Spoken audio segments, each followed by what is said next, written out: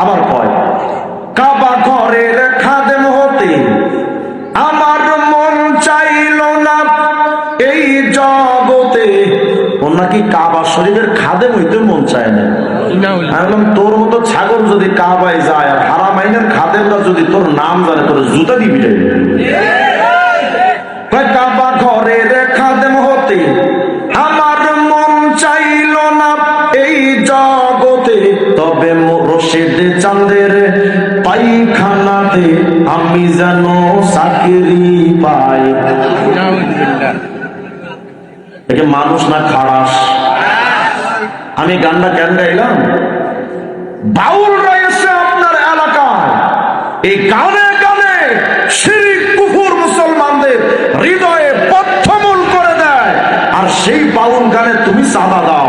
বুড়ো বুড়ো খারাস মুরব্বী গুলো গিয়ে বাউল গানের সামনে বসে আকিস বিড়িতে টান মারে আর শিরকি গান শোনে। আজকে থেকে আপনাদের আওয়াজ তুলতে হবে, বাউল নামের মাধ্যমে এই সমাজে আর কোন কুফর শিরক ছড়াইতে দেওয়া যাবে না।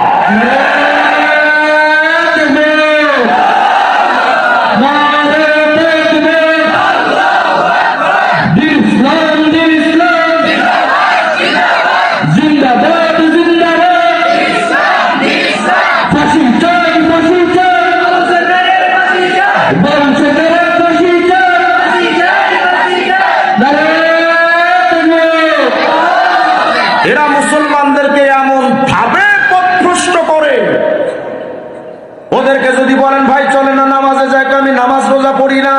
কি পড়োস? হুজুর আমরা তো শরীয়তই মানি না। কি মানো? কয় মারেফত। আমগো হুজুরদের নাম দিছে আমরা শরীয়তি মোল্লা, আর এরা মারেফতি পাগলা। এদের পাগল ছাগল মরলে তো কবরে মোমবাতি জ্বলে, আমগো হুজুররা কবরে মরলে তো কবরে মোমবাতি নাই। আমি জানতে চাই কবরে মোমবাতি জ্বালানো জায়েজ না হারাম? এরা নিজেদের কবরে মোমবাতি জ্বালায়, আমগো হুজুরদের কবরে মোমবাতি নাই। এজন্য আমাদের হুজুরদের নিয়ে ঠাট্টা করে গান গায়, পাগল মরলে বাতি জ্বলে, মোল্লা মরলে জ্বলে না। আছে না নাই? পাগল মরলে বাতি জ্বলে, মুন্সি মরলে জ্বলে না।